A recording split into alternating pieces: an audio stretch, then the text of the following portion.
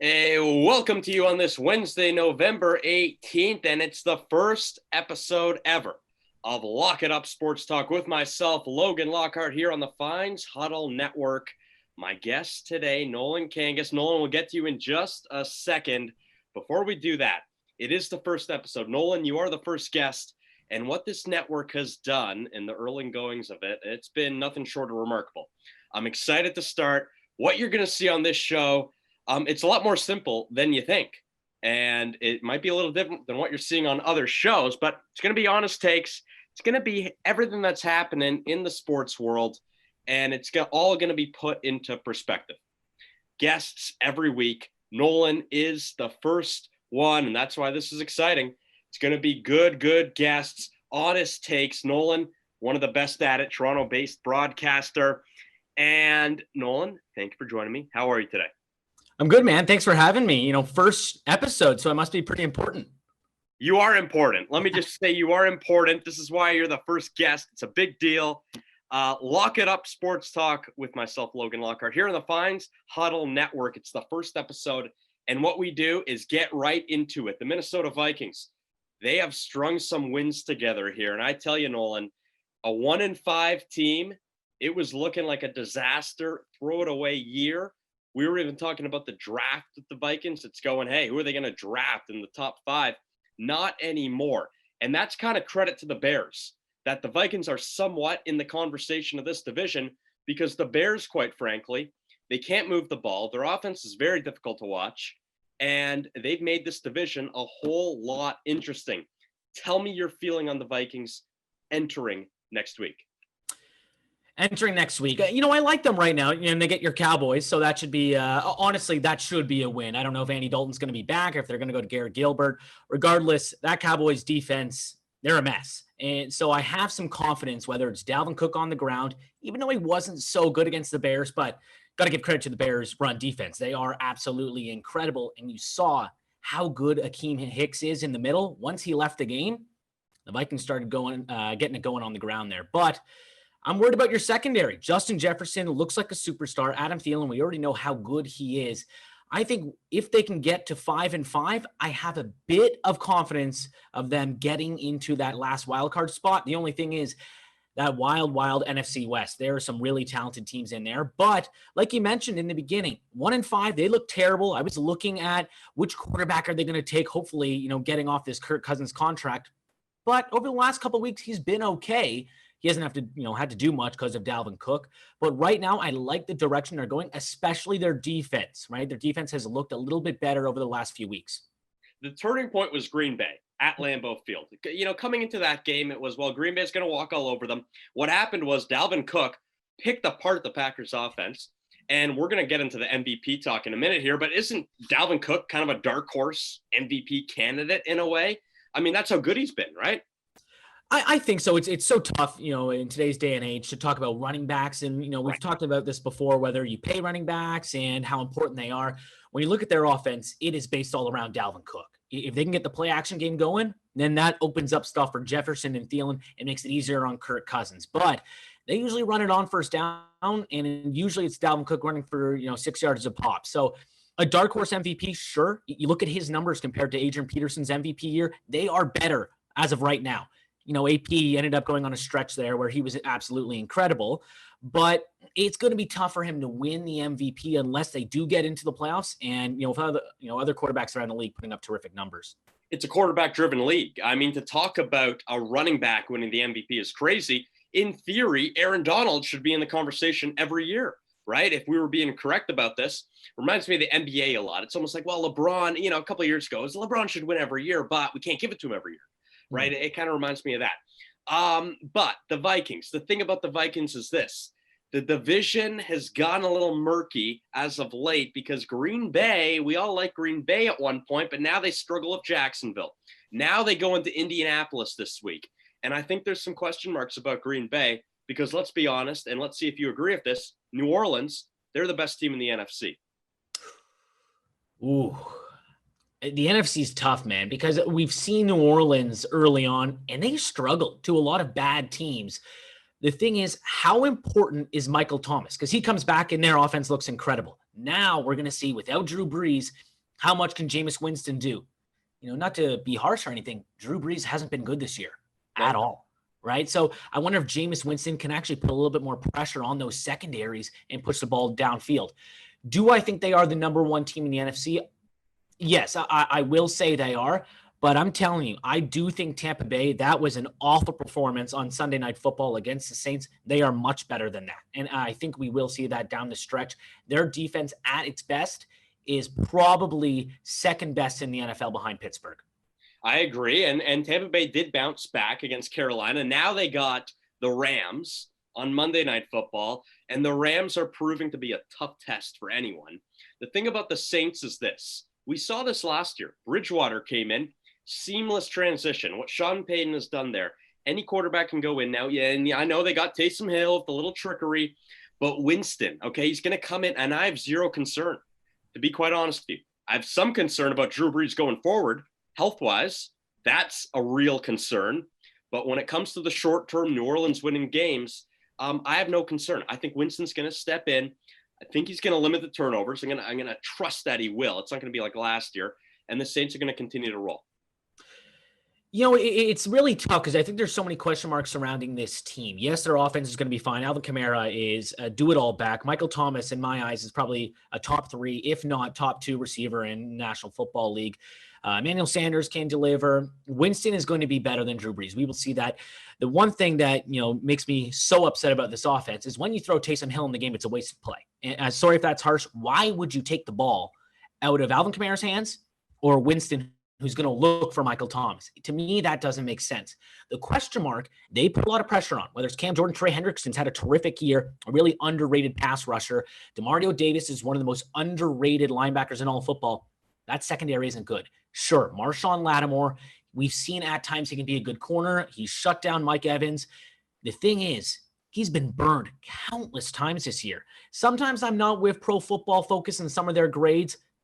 At times, they've literally said he's not a great cornerback in this league. He's been burned countless times. DJ Moore with Carolina, Allen Robinson. Again, that's Nick Foles throwing him the ball. He torched him. So that is going to be a question mark, and that's why it kind of ends up with the NFC playoff picture.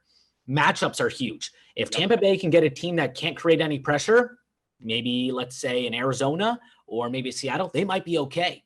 If New Orleans gets a team that has an okay offensive line that they're facing and a team that can air it out, that's trouble for the Saints.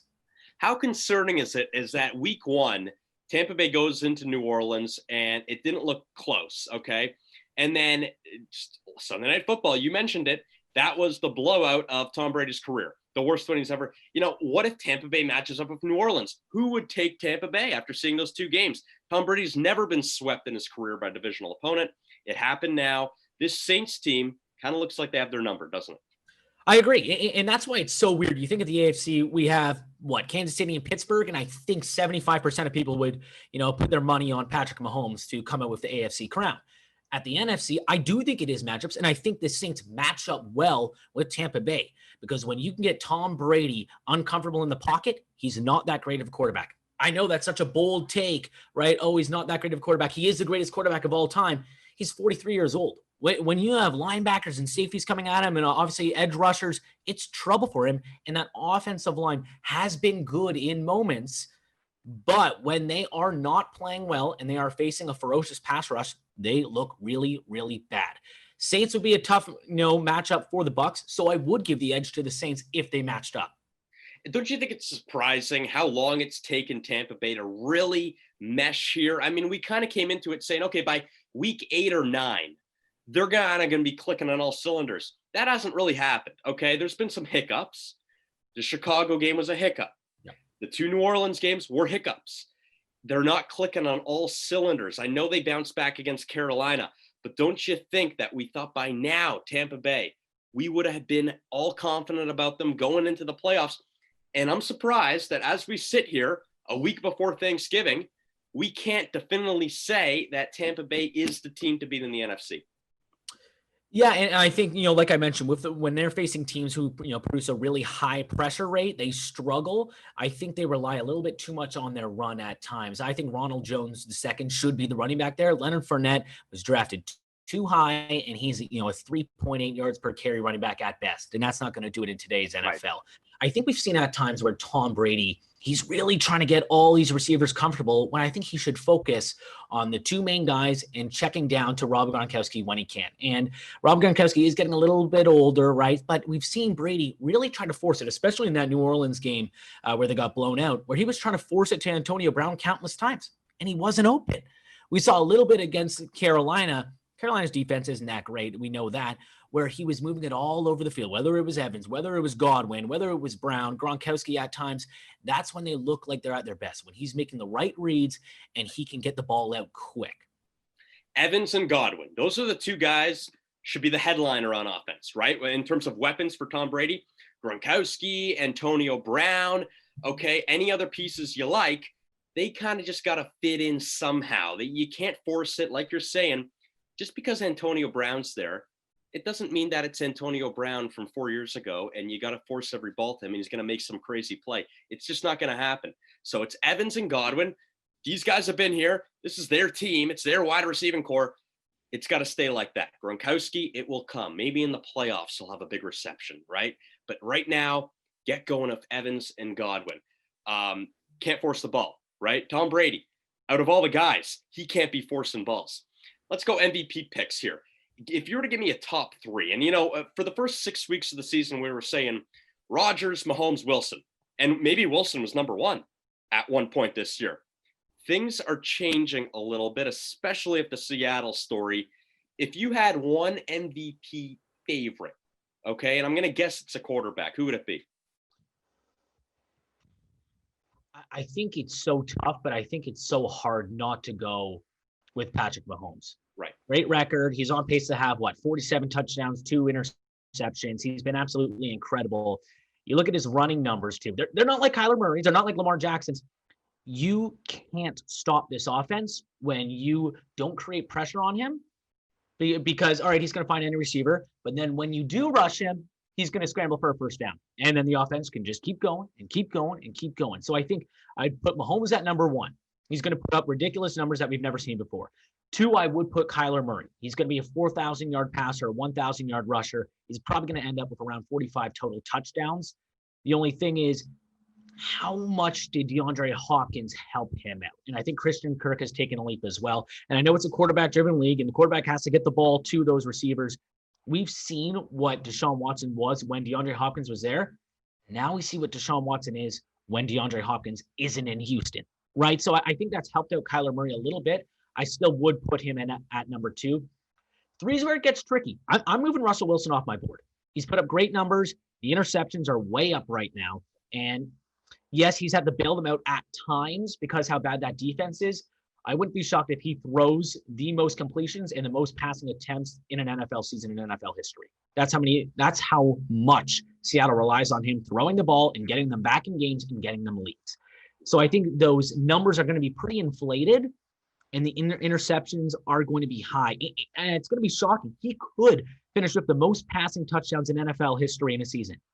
But if he's throwing 17, 18 interceptions, how do you not give it to a guy who's throwing 48-2 with Mahomes, right? So I think at 3, Josh Allen's had a terrific year. I don't know if I'm going to put Dalvin Cook or Derrick Henry there. I think I'd have to lean. And it pains me to do this. As a Vikings guy, I think I'd have to put Aaron Rodgers at 3. I knew that was coming once you said it pains me to do this. Now, the thing is, I was going to ask you about Josh Allen. Mm-hmm. And with Josh Allen, I think that we saw what happened with Arizona. And there should be no concern in Buffalo. There should be no concern. I know people in Buffalo aren't too happy after that game. There shouldn't be any concern. But Josh Allen, he is going year after year. You're going to see he's going to be in this conversation, won't he? I mean, every year it looks like he will. And we never thought we'd say that about Josh Allen. You could have loved him coming out of that draft. Didn't think it'd be like this. Yeah, I'm completely there with you. And I think whether it was Fox or CBS who was doing the broadcast, I think it ended up being Fox. They showed you how many numbers have skyrocketed for Allen in this year. He's been absolutely terrific. And the thing that's kind of important too is we've seen how well he can run the ball. He's not running the ball much, right? It's him throwing it downfield. And whether that's Brian Dable, obviously he's a former coach with Alabama. He's been under that Nick Saban tree. He comes and helps this offense. And which really confused me is when they beat Seattle and kind of blew the doors off of them. Pete Carroll says, I'm shocked they didn't run that much. They don't run the ball, Pete. It's Josh Allen airing it out. And whether it's Devin Singletary catching it out of the backfield or Zach Moss, the rookie out of Utah, you've seen what Stephon Diggs has brought to that team offensively, and you can't John Brown has been pretty terrific, and Cole Beasley last week was a superstar. He's a really underrated receiver. You've seen him, obviously, his years in Dallas, but I did not expect this from Josh Allen, and I think only with time he will get better. The thing is, with that Arizona game, I think Patrick Peterson dropped 2 or 3 interceptions in that game. So there was some risks for Josh Allen. That's going to happen with him and this offense, but he's really impressed me. He would be probably 4 on my MVP ballot. Yeah, you know what you're getting of Josh Allen. There's going to be moments like that. There's going to be throws like that. We know that coming into it. When it comes to the Bills, I mean, that was one of the great executed game plans I've seen in a long time. That home game against Seattle, they were talking about it on the broadcast, a lot of dumps. They kind of know that Seattle defense, and that Seattle defense has been vulnerable this year. They really have. And Buffalo took advantage of it in a big way. Here's what I want to do. It's week 11 now. And at this time of year, what I always like to do, contenders, pretenders. Some of these contenders and pretenders are going to be more for the playoff picture. And there might be a couple where I give you a really good team and I say, hey, for the Super Bowl, contender, pretender. But let's start with Arizona, the team we were just talking about. This team, they're in a tough division. We understand that. The defense has played a lot better than anyone ever thought. We thought that would be the one thing that would hold them back this year. Everything around Kyler Murray, the offense will be clicking. But what about the defense? Are they for real? Listen, to win, they're probably going to make the playoffs now. Looks like that. Are they going to win a playoff game? Are they that good? I think so. I think they can win a playoff game. I think Kyler Murray has been absolutely terrific. When you have weapons, Christian Kirk, DeAndre Hopkins, Larry Fitzgerald is, an afterthought right now, and he's a Hall of Fame wide receiver. I think Daniel Arnold, they're getting him in the offense a little bit more. And to me, I think Chase Edmonds should be the number 1 back there. I think we've seen more from him than Kenyon Drake, even though Drake, we saw against your Cowboys, he had whatever it was, a 72-yard rushing touchdown. Edmonds is way more efficient catching the ball and rushing the ball. Defense, you're right. So many question marks. Chandler Jones out for the year, and he has been, premier pass rusher in the NFL. I do think Budda Baker is a superstar, and he's helped this defense out quite a bit. Byron Murphy, the corner, he comes down on blitzes quite a bit as well. Their defense has been surprising at times, and we saw how they can treat a quarterback like Josh Allen, like Russell Wilson. They can make times tough. Vance Joseph, as a defensive coordinator, he has some experience, and I think they actually could dial up enough plays for Kyler Murray and enough tricky plays for the defense with Joseph there to win a playoff game. So you like Arizona in the NFC, in that whole conversation of being a team in the playoffs that's definitely a threat, and with, of course, it's an expanded postseason. So we don't know what the dynamic will be just yet. But yeah, I'm with you. They can win a playoff game. They remind me a lot of Miami right now. I think there's a lot of similarities between the Dolphins and the Cardinals. And here's the difference, though. AFC East, 2-dog fight down the stretch. NFC West, 3-dog fight down the stretch. Miami got a little easier. Remember earlier in the year when Buffalo almost lost to Miami, right? That was the game. And at the time, we're saying, whoa, what's going on? Buffalo can't be losing to Miami. Looking back at it now, not so much of a shock, is it? I mean, if Miami won that game, it kind of would have fit in with the season. Contender or pretender, Miami Dolphins. I'll say contender, and that's going to be tough. It's obviously going to depend on matchups. That defense is lights out right now. Brian Flores is going to be the coach of the year, and there's been a few clips against Justin Herbert and the Chargers. They basically had no one on the line. It was just linebackers and safeties bouncing in and out. What am I going to do? What am I going to do? And then they just blitz, or they push back, and it's a 3-man rush, and Herbert doesn't know where to throw the ball. And I love Justin Herbert. He's been terrific. At moments in that game, he looked bad because of what Brian Flores is doing for that defense. The offense, I think it'll come around. And I think Tua Tagovailoa has been pretty solid so far. The running back, it's been a questionable right now, whether it's Matt Breida, Myles Gaskin's banged up. I do think in order for this offense to improve a little bit more, you got to get the ball to Mike Gesicki. I think he's a really talented tight end, and we haven't seen enough of him. We know what Devontae Parker can do. Preston Williams, a really underrated receiver. I think it's really going to rely on this offensive line too. And we thought they are going to be absolutely terrible. They've been okay. And it's going to be how much can they hold up and help Tua. I think obviously it's going to depend on matchups, but whichever game they get into, it is going to be, in the trenches, a dogfight, a low scoring contest. I have some faith in them, though. I think they could win a playoff game. And how about the defense and special teams? I mean, that Rams game, that was remarkable. The defensive scores all game, and the Rams have proven to be an absolute viable team in the NFC. And Miami kind of walked all over them thanks to the defense and special teams. That wasn't Tua's doing in that game, but the defensive scores were unbelievable. With Miami, the acquisitions, Byron Jones, Kyle Van Noy, those have proven to be good signings, right? I mean, you talk about, bringing in free agents and a team like Miami kind of in a lost area. If we fast forward a year, we didn't really know what we were getting with Miami going forward. Those are two players that you bring in, established players in this league, and they've worked out. And Miami's kind of clicking. Now, they do have some tough games down the stretch here, Miami's schedule, but they've positioned themselves right now to go down of Buffalo all the way down to week 17 down the wire. And that's all you can hope for if you're a Dolphins fan. Yeah, I think it's been kind of shocking that people, we're all thinking, all right, now Tua is going to be the guy there. Their defense has improved. Flores seems like the coach. What's that Houston pick going to end up being, and how that pick will help them in the future? Well, the future's right now. They're playing right now and dominating. The defense, like you mentioned, has been incredible. You mentioned Byron Jones. Think about the other side. Xavier Howard has been absolutely terrific. And I think their draft picks have been really solid as well over the last few years. Christian Wilkins, I believe that was last year's pick. He's been solid in the middle there defensively. I think, they will win a playoff game, and it's gonna be tight here. Whether it's gonna be Bills winning the AFC East or Miami, we never would have thought that. We would have thought Buffalo would have ran away with this.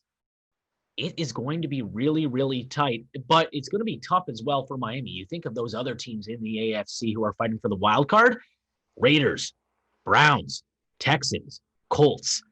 It's going to be a dogfight. Mm-hmm. Now, you mentioned the Colts. Let's go to the Colts. Contender. This is a team right now that walked into Tennessee and won a game that, a lot of people were on them because of the line. And at the end of the day, though, Tennessee was favored. Indianapolis, they've kind of been up and down. I think they're still a lot better than what people think they are, especially defensively. They're a lot better. And the running game, it's kind of by committee. It's kind of working out for them at this point. I love Frank Reich as a coach. Contender, Colts. Contender. And it's tough. Their defense has been incredible. But you look at that game against the Ravens. The Ravens' offense has been an absolute nightmare. Yeah. And they made the offense at times, especially in that second half, look pretty good. So that was a little shocking to me. The reason they won that, not the Houston game, the Tennessee game, is because Tennessee's special teams was disgustingly bad. And we saw that countless times in that contest. But their offense is brutal. Phillip Rivers can't throw the ball anymore. He can't move in the pocket. The running game, I like Jonathan Taylor coming out of Wisconsin. He hasn't really performed well. Naheem Hines should be the main back there. They got to get the ball to Michael Pittman Jr., and they're not doing enough of that. T.Y. Hilton, his numbers and production has fallen off an absolute cliff. The O-line, we know they're good. We know their O-line is good. We know their defense is good. DeForest Buckner should be in the running for Defensive Player of the Year. That's how great he's been.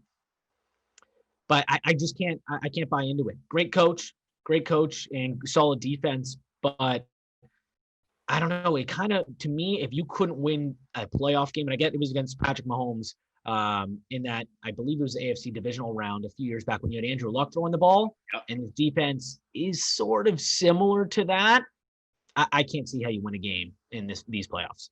They really like Jonathan Taylor, the back out of Wisconsin. One of their top selections in the draft. I think it's one of those things, just keep giving, he's the guy, right? With no Marlon Mack around. Okay, it's got to be Taylor, right? We got to make sure that he gets these reps in. But you're right. It hasn't worked out. He had a fumbling problem a few games ago. That's really, I think, when the opinion of him really changed. But I think they're going to keep pounding that rock to him. He's the guy there, right? It's tough because and a lot of draft scouts said this about him. He is the biggest home run hitter running back wise in that class. If he gets a ball and there is an opening in that line, he's gone. We haven't seen that yet. And to me, I think you look back at that Chargers team that Phillip Rivers was on. Melvin Gordon down the stretch wasn't getting a lot of carries. Who was the guy there? Austin Eckler, who likes catching the ball out of the backfield. What does Naheem Hines do? catches the ball out of the backfield. That's why I think they click, Hines and Rivers, not so much Rivers drops back, hands it off to Taylor, and they know what's happening. It's tough because I do like Taylor, but I just think he's not there yet. He might need another year. But this offense I just can't trust at all. So I'm going to label them as a pretender. I do think hopefully they do, like, Taylor can improve a little bit and find those holes more often and just hold on to the football. But as of right now, I think he should be the second string to Hines. And I think it's an important point that you brought up, that they won that game in Tennessee because there were so many mishaps on the Tennessee side in terms of special teams. So I think that's really important too. They weren't walking over Tennessee by any stretch of the imagination at all. But now they're right in the mix here of the division. And guess who Tennessee has this week? Baltimore. Let's kind of mix these two teams together here. Tennessee and Baltimore. I think that it's a fair discussion to have when you talk pretender and contender. Let's start with Tennessee. You like them probably to win the division still, from hearing what you're saying about the Colts. But where would you draw the line on Tennessee in terms of a playoff run? They are a very weird team because we saw them dominate Buffalo a few weeks back, and then they kind of lay some stinkers. We saw they lose to the Bengals. Their defense is horrendous this year. They can't stop anybody. They have no pass rush ability whatsoever. And it's pretty shocking because they got after Tom Brady. They got after Lamar Jackson. Even in that first half against the Chiefs, they were getting after Patrick Mahomes. They can't do that this year. It's bizarre. And I think really the only person who's getting to the quarterback and, putting up any production on that defense is Jeffrey Simmons, the defensive tackle from Mississippi State. And he's been terrific. Everybody else on that defense has been bad. Their offense, we know they live, breathe, rely on handoffs to Derrick Henry and play action in finding A.J. Brown or Corey Davis. I think they win that division. They're just so hit or miss with me. I still can't see them winning a playoff game because that defense is so bad right now. If the defense can get back to what they were last year, okay, all right, maybe I'd buy in a little bit. I haven't seen it enough this year for them to win a game. Isn't it funny if the AFC South, it's almost like a carbon copy every year. It's always close. The team who wins, it's always like 9-7, right? At 10-6, it always comes down to that. And it's looking like the same thing this year, even though I think that Tennessee, everyone's obviously a lot higher on Tennessee than we have been in the past. That playoff history, like you said, they got to Jackson, they got to Brady, they got to Mahomes, right? In the early goings of that game. But this year, it's a little up and down. I think the hope with Tennessee is this. Everyone loves Mike Vrabel. Everyone's going to trust Mike Vrabel. In a big game, there's going to be people taking Tennessee because of Mike Vrabel. And that's the only reason why, right? I agree. I think he's a phenomenal head coach, and he's so smart. We've seen how many times he basically uses the clock to help them, whether it's, he accepts a penalty and 30 seconds go off the clock again. And he's just that smart. And that's like Belichick mind tricks he's basically doing to his opponents. So you're not wrong. I think if they get a right matchup for them and they are an underdog, they play well as the underdog and they could win a contest. It's just, I haven't seen enough from them so far. And I think in order to win a playoff game, your defense has to make some big plays down the stretch, and we haven't seen it enough. Right? I like the acquisition of Desmond King. I believe they only gave away a fifth rounder, which was shocking because he was an all-pro a few years back for the Chargers. So I do like that piece, but still, they need to get to the quarterback. Jadeveon Clowney hasn't done that at all this season. No. That's been a bust of a signing. Yeah, that's a big disappointment. Yeah, I mean, there was a lot of hype into that coming into the year. That kind of puts Tennessee over the top, definitely winning the AFC South. Well, it's kind of murky right now. Let's put it this way. You like them against Baltimore this week? In Baltimore, can they win on the road? Tough game. Baltimore needs to bounce back. They need to at this point. Can they do it, Tennessee? I'll give Tennessee a win. And it's shocking to say. I do think Baltimore has looked if you're looking at the most disappointing teams this season in football, Baltimore might be right there. And you look at some of their losses, right? They had the Chiefs, right? Tough loss. They didn't look good. They lose to the Steelers on the last play of the game. And it was, basically a hurricane in New England. They lose to the Patriots. That, of course, was a massive upset. This offense is so bad. Yeah. I don't know what they're trying to do right now. Greg Roman, they can't figure it out. No. And I think the game plan down the stretch is you need to create a track team, whether it's Hollywood Brown and Devin Duvernay, who is, I believe, their fourth-round pick from Texas, absolute burners. just run down the field and Lamar will find you. Or let's go back to our read option, which has worked terrifically down the stretch. Mark Ingram, J.K. Dobbins, Lamar, and let's run the football. Marshall Yanda has been the biggest loss in football this season, and we're seeing it a ton, right? Lamar hasn't been great. He has not been great at all. And it's shocking. And the defense I thought would be much better. And in the first couple of weeks, they were really, really good. They got ran all over by Damian Harris and the New England Patriots. So what does the Tennessee Titans do really well? They run the ball. They run play action. And Marcus Peters and Marlon Humphrey are maybe, if not the best cornerback duo in football. They have to have a huge game this week. It was looking like an all-time cornerback duo in the early goings of this season. It was that good. It was looking like that, and they do have to step up and perform. Everything that you said, when anyone has a football conversation about the Baltimore Ravens this year, you have to acknowledge everything that you just said because it's all right. Everything you just said. My feeling on Baltimore is this. It's not about the regular season necessarily because the last 2 years, playoff disappointments, will give them a pass on the Chargers one a couple years ago. They get a pass on that.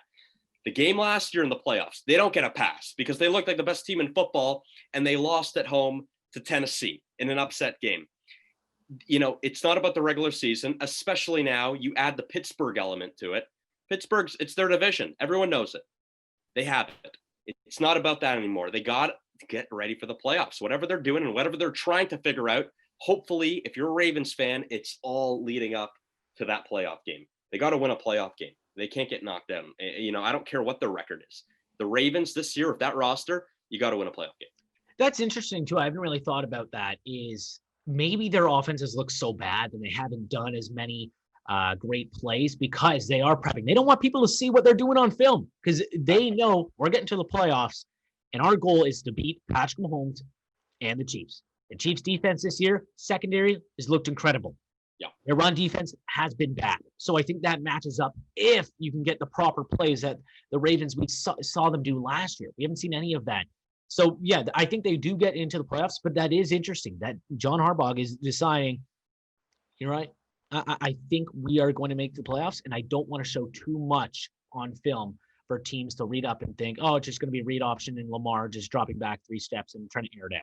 Yeah, and he's a good coach. I mean, this is not a rookie head coach. And who do they have under center? One of the most dynamic playmakers we've ever seen in this game. I mean, they can do a lot of different things.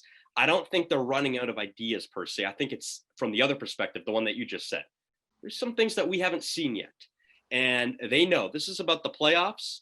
This is Pittsburgh's division. Let Pittsburgh have their fun in the regular season, but we'll be there come January. I think that's how they look at it in Baltimore. But I got to be honest, Nolan, if they don't beat Tennessee, I'm going to be concerned. I mean, I'm not crazy about Tennessee. I acknowledge the good things that they do. But if you're Baltimore at home, you got to win that game. I'm taking Baltimore this week, but I got to say, if that game was in Tennessee, I'm taking the Titans. You know, it's so tough. You think about, you know, home field advantage with the fans. We're not seeing that as much, but I do think you're right. I think if it's in Tennessee, I believe, you know, the state there in Tennessee is allowing some fans. So maybe that does help them out, whereas maybe they aren't in Maryland. But you're right. It's not necessarily a must win because I think at that point you mentioned maybe they're saving some of their plays and they're focusing on the playoffs if they do end up getting 6-4. And I believe the Browns have a favorable matchup this week against the Eagles. Yeah. I believe the Browns will leapfrog them at that point, right? So at that point, okay, now we got to start showing what we can do and start winning some more games. So not necessarily a must-win game right now, but it's kind of close to that.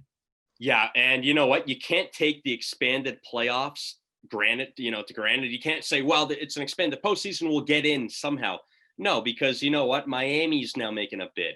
Indianapolis is making a bid. You can't start Vegas. They're making a bid.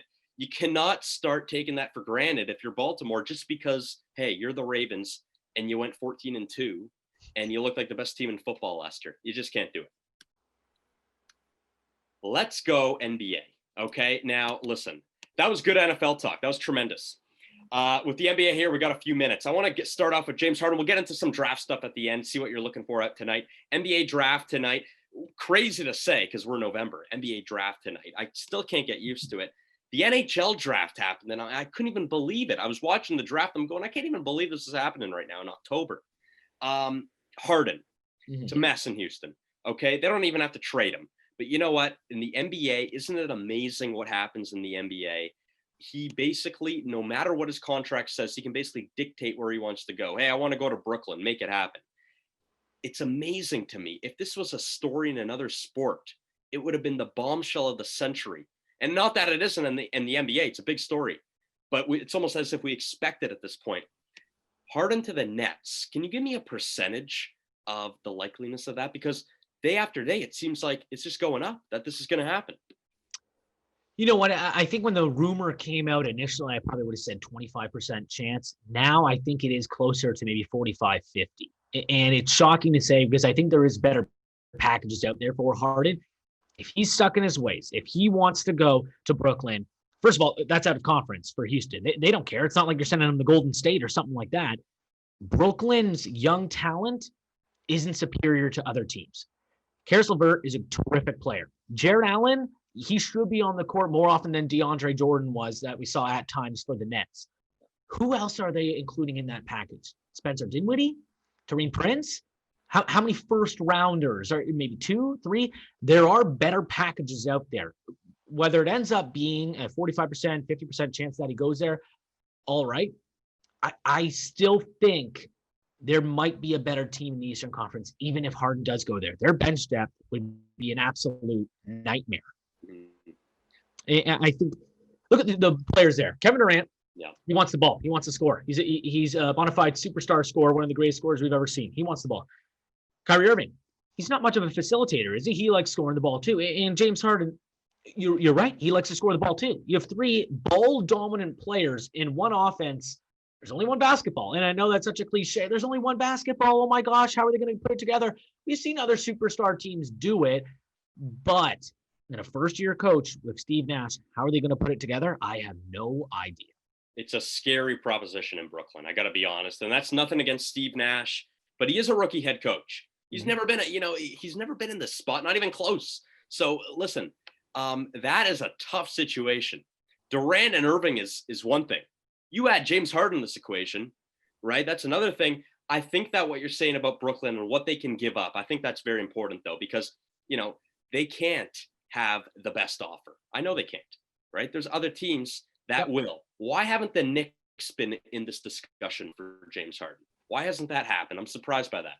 Oh, that is tough. I think because one, Harden has maybe already said and told his agent, I don't want to play for the Knicks because they are a train wreck and they have an awful owner there.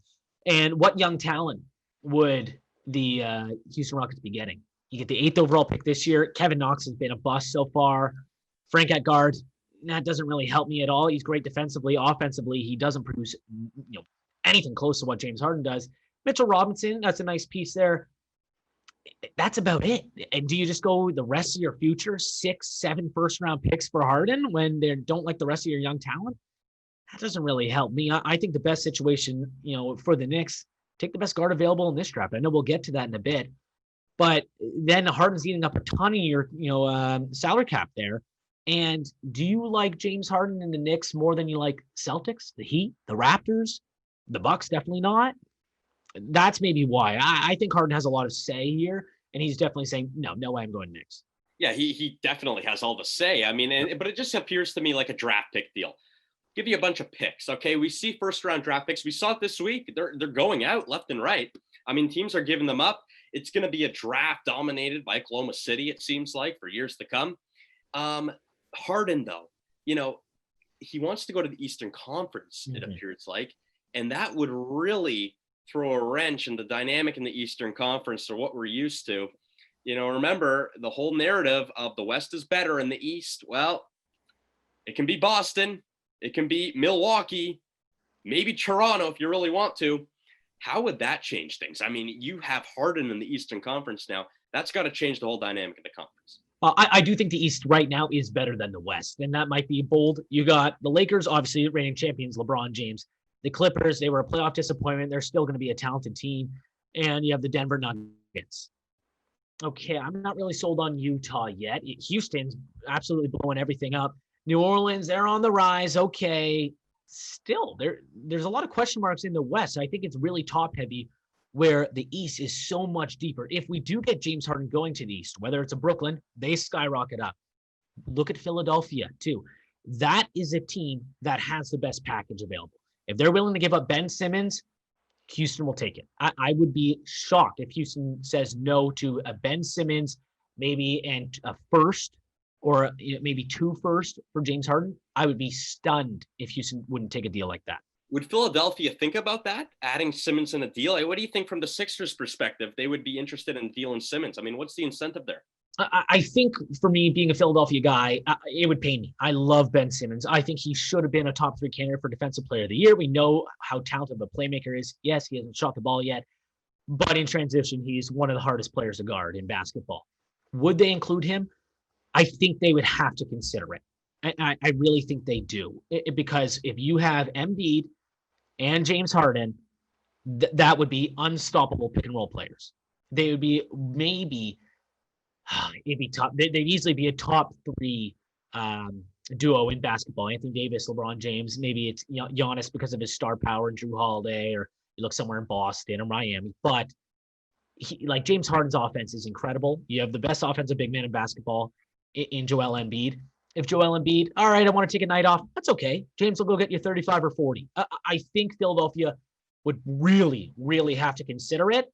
They just wouldn't be willing to give up your starting point guard right now, Ben Simmons, and a ton else.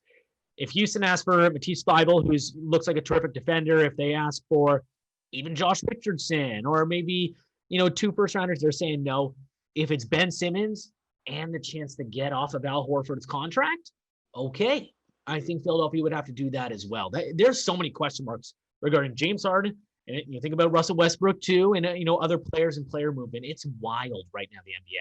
It's wild. You know what? That's an understatement almost, that it's wild. It really is. We know what we're getting at the NBA offseason.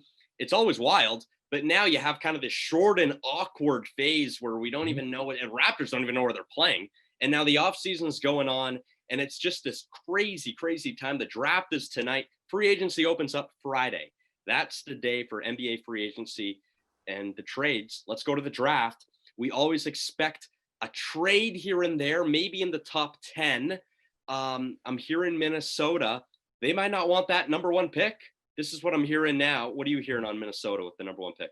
Same thing as you, buddy. And they are scared to death to make this pick because for me, I would trade the pick regardless. I think there's enough talent. And it's a really wonky draft. You think about 2013 when nobody really knew who was going to go number 1.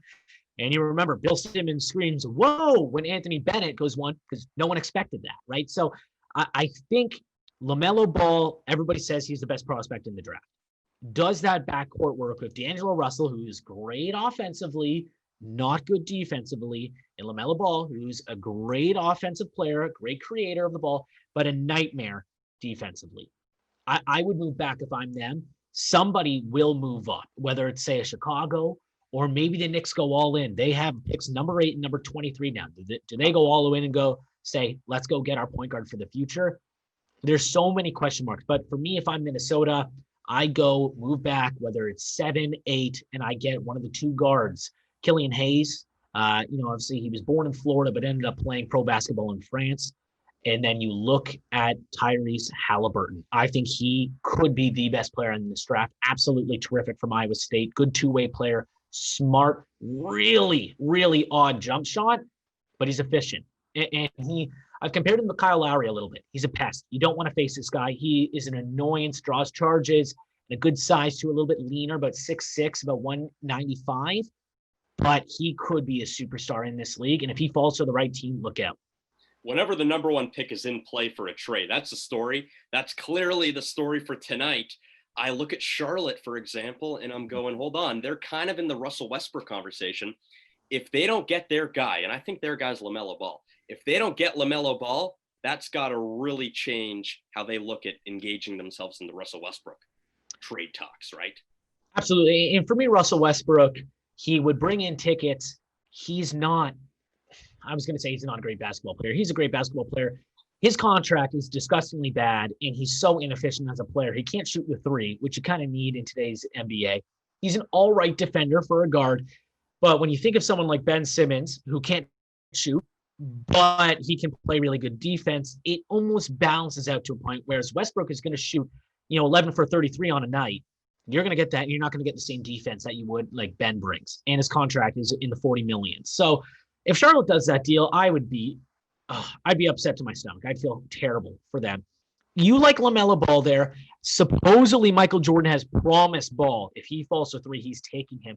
But that brings some question marks to the Hornets backcourt, right? You have Devontae Graham, who is in the line to be maybe the most improved player. I think his points skyrocketed from 4 points per game to 18. His assist was like 2 to 7. Is he a part of their future now? Undersized guard, can't play defense, not great from the field, good from 3.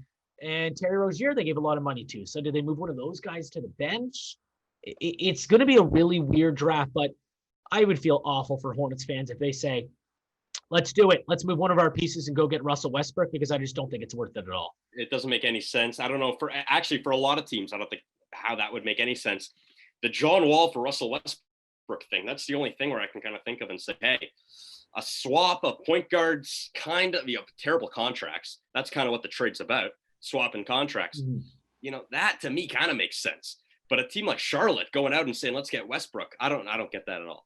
Yeah, I think we know what Russell Westbrook is. We don't know what John Wall will be returning from this injury. So I think that trade makes sense if you're Houston, because you can say, let's see what Wall can do. And if he can put up good numbers and maybe, get into the All-Star game, you're moving him right away, right? You're going to move him and see what you can get, because Houston wants to be like the OKC. They want to be like David Griffin and the New Orleans Pelicans. They want to get as many draft picks as they can for the talent that they currently have. They'll get it for James Harden.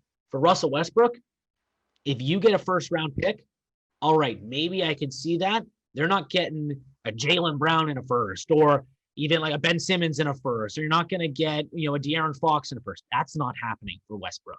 Right. Nolan Kangas, fantastic stuff. I hope we can do this a lot here on Lock It Up Sports Talk with myself, Logan Lockhart, here on the Fines Huddle Network. That was the first episode. Nolan was the first guest. Thank you, Nolan. Tremendous stuff. Any last words? How can people find you, hear you, listen to you, read you? Twitter, Nolan Ryan Kangas. That is my tag there. So, find me, all football stuff, all basketball stuff.